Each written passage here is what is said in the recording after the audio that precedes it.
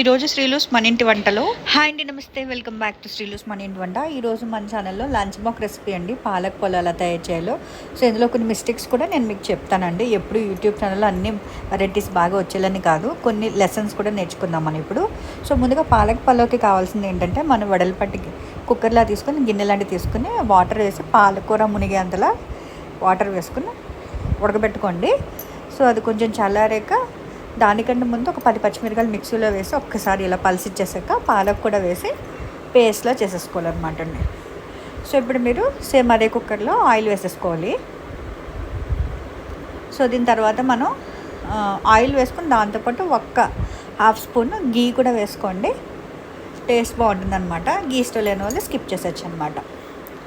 So ఇప్పుడు నేను ఇక్కడ షాజీరా వేసానండి. షాజీరా లేదంటే మన ఇక్కడ జీలకర్ర కూడా వేసుకోవచ్చు. సో 4-5 లవంగాలు వేసానండి. సో మనకు మసాలా ఐటమ్స్ ఒక యాలక్కాయ వేసాను ఫ్లేవర్కి, అండ్ ఒక చిన్న దాల్చిన చెక్క వేసాను అనమాట. సో ఈ మసాలా సామాన్లన్నీ, ఇది పువ్వు ఉంటుంది కదండి, అనాస్ పువ్వు, అది కూడా వేసేసుకొని ఒక్కసారి మసాలా సామాన్లు ఫ్రై అయిపోయాక ఒక ఉల్లిపాయ చిరుకులుగా కట్ చేసుకుని ఫ్రై చేసేసుకొని సరిపోతుంది. సో నేను ఇక్కడ పచ్చిమిరకాయలు ఇందాక పేస్ట్ చేసింది 12 నుంచి 15 పచ్చిమిరకాయలు తీసుకున్నానండి. స్పైసీగా ఇష్టం మాకు, సో అందుకే అలా చేసాను. సో మీకు కావాల్సినప్పుడు 5 to 6 పచ్చిమిరకాయలు వేసుకుంటే సరిపోతుంది. పాలక్ పేస్ట్ చేసుకునే ముందు పచ్చిమిరకాయలు పలసి ఇవ్వాలి కదండి, అప్పుడు చెప్తున్నాను అనమాట. సో ఇప్పుడు ఉల్లిపాయ, అల్లం వెల్లుల్లి పేస్ట్ పచ్చివాసన పోయేంత వరకు ఫ్రై చేసుకున్నాక ఒక టమాటా వేసాను నేను. వేసుకుని టమాటా కొంచెం మగ్గిపోయే వరకు ఫ్రై చేసుకోవాలన్నమాట. సో ఒక 2 minutes వెయిట్ చేస్తే మనం మూత పెట్టేసుకుంటే టమాటా మగ్గిపోతుంది.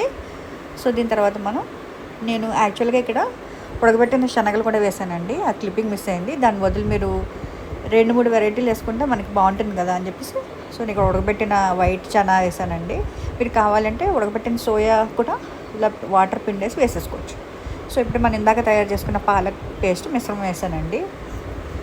సో ఇప్పుడు పాలకూర పేస్ట్లో వేసాను కదా, అక్కడ మిస్టేక్ ఏం జరిగిందంటే ముద్దగా వేసాను పేస్టు. సో అది కాకుండా మీరు బాగా వాటర్లో డైల్యూట్ చేసి బాగా దగ్గర అయిపోయి నూనె కక్కేసే వరకు అప్పుడు వరకు ఫ్రై చేయాలండి. సో నేను ఎక్కువ ఫ్రై చేయలేదు, బాయిల్ చేశాను కాబట్టి.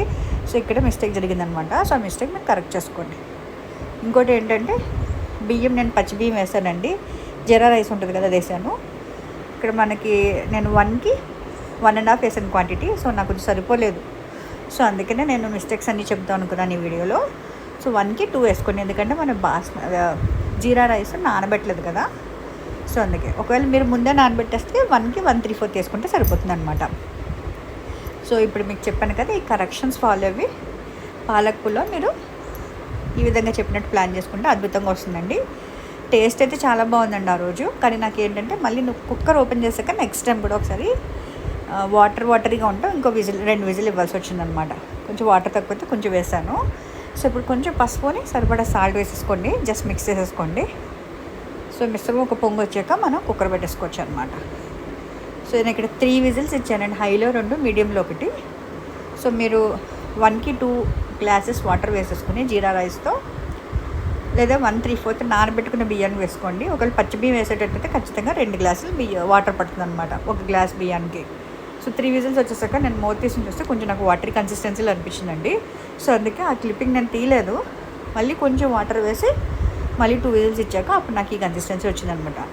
సో ఎప్పుడు యూట్యూబ్ ఛానల్లో అన్ని వంటలు పర్ఫెక్ట్గా చేసేయాలని ఏం లేదు కదండి. సో అందుకే నేను ఈ పాలక్ పులావ్ వీడియో తీశాను. సో మిస్టేక్స్లో మనం నేర్చుకోవాలి కాబట్టి ప్రత్యేకంగా ఈ వీడియో షేర్ చేస్తున్నాను అనమాట. దట్స్ ఆల్ అండి. చక్కగా లంచ్ బాక్స్ రెసిపీ చేశారా, పాలక్ పులావ్ రెడీ అయిపోయింది. దీని ముందు పులావ్లో రైస్ ఉడకబెట్టేసుకొని పేస్ట్ చేసి మిక్స్ చేసుకోవచ్చు. సో ఈ విధంగా కూడా చేసుకోవచ్చు. సో మీరు కూడా ట్రై చేసి మీకు ఎలా వచ్చిందో చెప్పేసేయండి. That's all. Stay tuned at Sreelu's మన ఇంటి వంట. Thank you so much for watching.